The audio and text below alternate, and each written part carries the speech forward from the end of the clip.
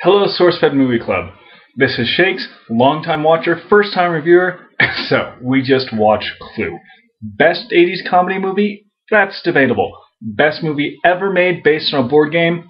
Fact. So, what did I think of the movie? It was hysterical. I mean, you have Tim Curry, Martin Mull, Eileen Brennan, Madeline Kahn, who unfortunately is dead, Michael McKean. I mean, just a list of huge celebrity comedians. And I mean, what can you say about this movie other than freaking amazing?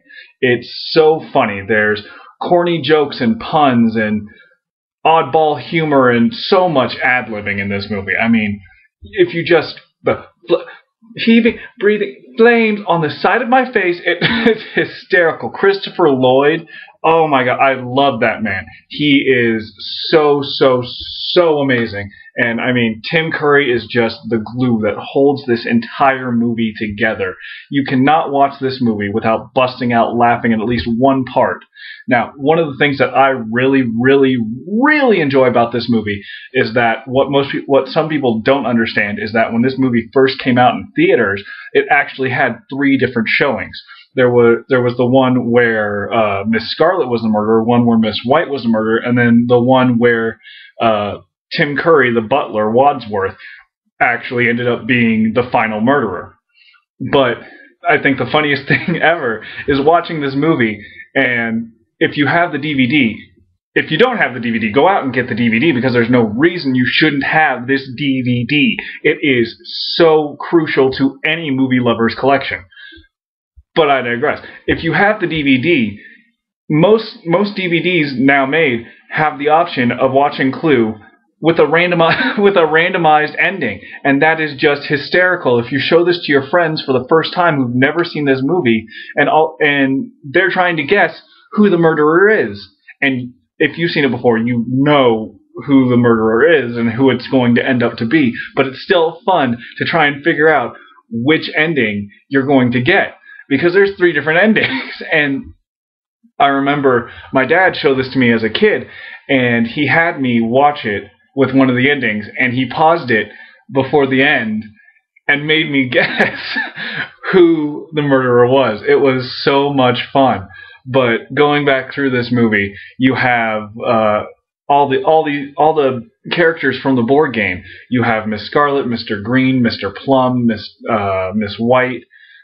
It's just so reminiscent.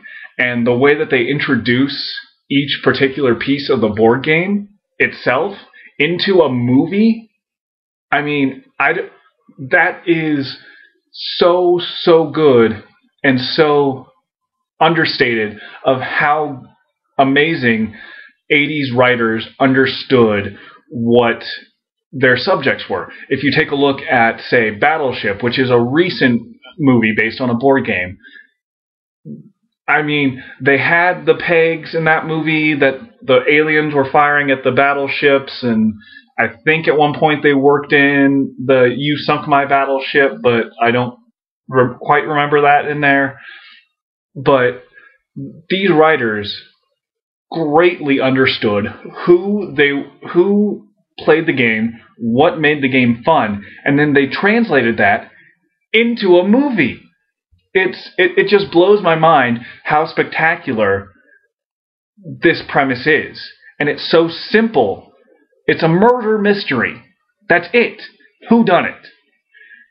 And I think what wraps it all together, the writing, the dialogue, the cinematography, the director is an amazing person. I can't remember off the top of my head who directed this movie, but he did a fantastic job. But I think what really pulls it together is the ensemble. All of these characters, all of these actors and actresses working together, pulling all these disparate parts together to make such an amazing piece of cinematography. And, I mean, I could just keep going on and on. I mean, you have Christopher Lloyd as a sort of washed up psychiatrist who, you know that thing that you're not supposed to do, that a doctor's not supposed to do with his female patients? Yeah, well, he did it. I mean, and Tim Curry, oh my god, Tim Curry. he's been the devil, he's been a billionaire, but I think my favorite role that Tim Curry has ever had is Wadsworth in Clue, because he just gets to go all out at the very end when he's figured out what the chain of events were and he's relating it to all the other characters. That piece right there is just so good that it almost makes you want to weep at how funny and how amazingly talented that man is.